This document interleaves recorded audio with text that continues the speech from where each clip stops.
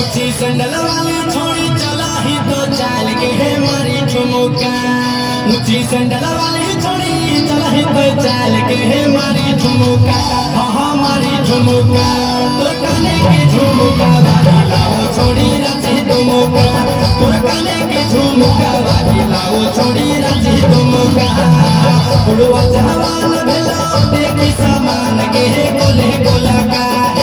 बुढ़वा जवान भेलो देखी सामान के गोले गोला का।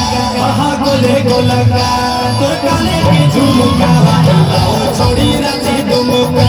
तो काने की झुमका वाली लाओ छोड़ी रची झुमका।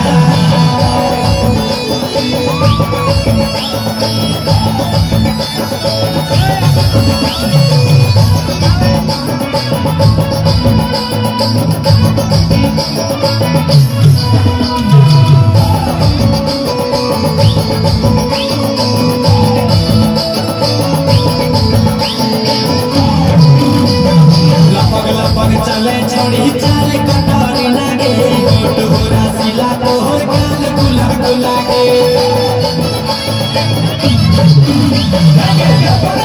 चले छोड़ी चाल कटोरी लागे गोट हो रसीला तोहर गाल गुला गुला के।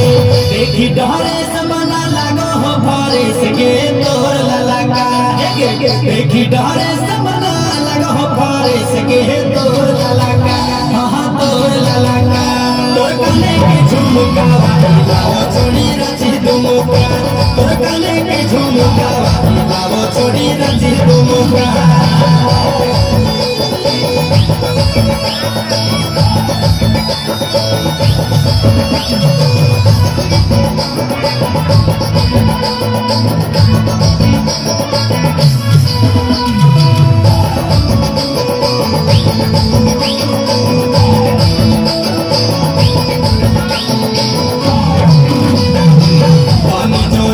छोड़ी बनबो हमेरा जागे ये लगने बजाई देबो बैंड बजा के।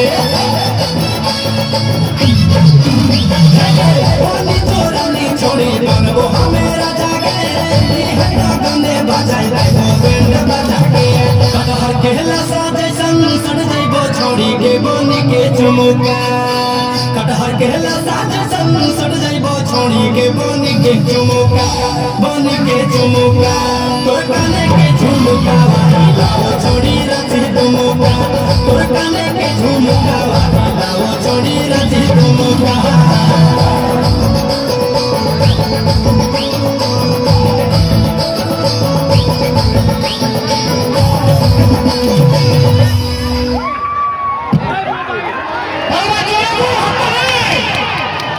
तो बोले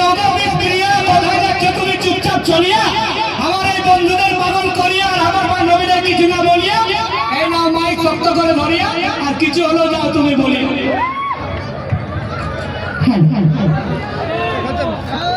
বলি তোমাদের ভালো লাগছে না? এ ঝাঁকে ফুলফুলি দিয়ে হাত মালিকম দিয়ে তবে না বলছি বলে তোমাদের ভালো লাগছে। তোমার মা মাসিরা দিদি বান্ধবীরা মাসিকে 1.5 টাকা যেগুলা বসে আছে ওদের কি মনে হচ্ছে ঠান্ডা লাগছে না কি তোমাদের? আমরা বেটা ছেলেগুলা যেগুলা আছে ওরা মরদ বেটা ছিল বটে ওরা গাইতে খেলি দেখে। তো দেখো তোমরা বেটি ছিলে আমিও বেটি ছিলাম। তোমরা আমার দলের লোক। তোমরা যদি হারিয়ে যাও তবে আমিও হারিয়ে যাব। মনে করো যে কোথাও যদি ভোট আছে তো ভোটে সব সময় কোথায় আছে লেডিস ফার্স্ট। তো লেডিস কে জিততে হবে। দাও না তোমরা ইয়াদের থেকে বেশি ঝাঁকে আগে আমাকে দাও না।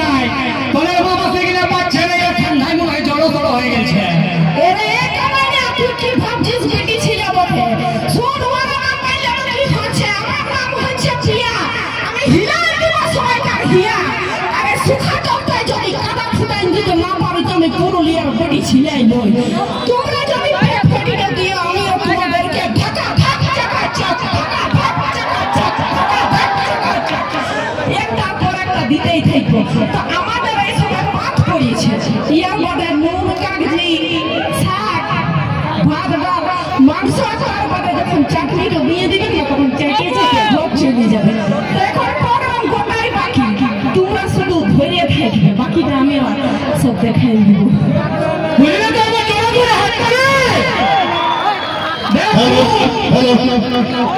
ভোট দেবে আমার ডিসিশন আপনারা এখানে কিভাবে ভোট করতেন ওকে চলুন